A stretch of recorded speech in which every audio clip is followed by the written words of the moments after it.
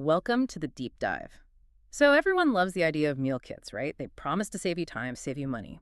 But what happens when you pit a premium service like Home Chef against uh, a budget champion like Dinnerly? That's our mission for this deep dive. Dinnerly claims to be half the price of its competitors.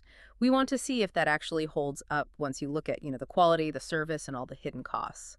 On paper, it seems pretty clear.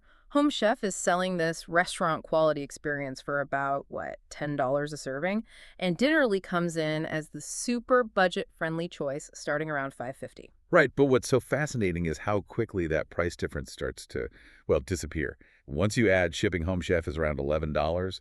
Dinnerly's a flat 12. Suddenly, Dinnerly's not that much cheaper. So it's not really half the Not price. delivered to your door, no. And that makes you ask a really important question. What are you actually giving up for just a few dollars in savings? Okay, let's unpack that. What are the differences in the actual product? Home Chef is all about customization, speed.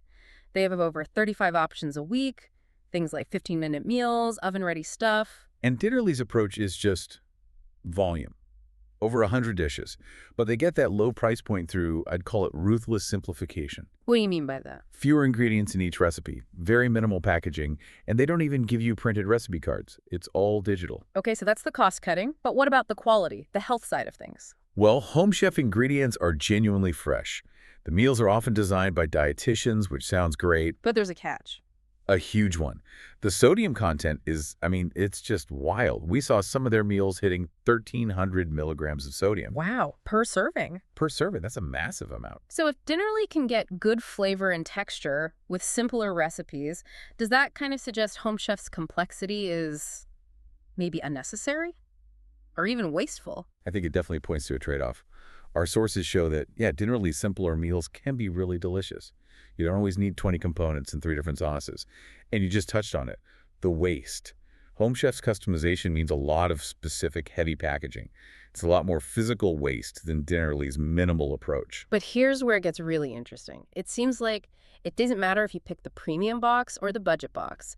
Our sources uncovered this massive shared problem across both of them. Just unreliable delivery and terrible customer service. Mm-hmm.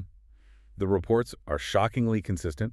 For Home Chef, customers say they get missing ingredients in almost every single order. And leaking meat. Leaky meat, which points to a serious break in their cold chain logistics. And it's the same story for Dinnerly. Pretty much. Yeah. We found reports of boxes showing up 5 days late, damaged, spoiled items, or the protein, the main part of the meal, just missing for a week.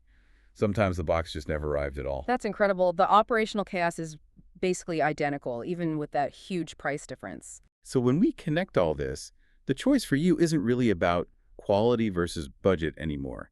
It's about which gamble you're willing to take. You can pay extra for Home Chef's customization, but you're gambling on the delivery. Or you can go for Dinnerly's strict budget, and you're gambling on whether it shows up at all. So what's the takeaway here for you, the listener? You now know the real trade-offs, and you have to ask yourself, how much is that convenience really worth when the most basic part of the service, just getting the food to your door reliably, is so broken? So here's the final thought. The true value of a meal kit isn't in the price of the food, it's in the reliability of the logistics they advertise. When you sign up, you're not just buying dinner, you're entering a lottery. The only question is, which ticket do you want to buy?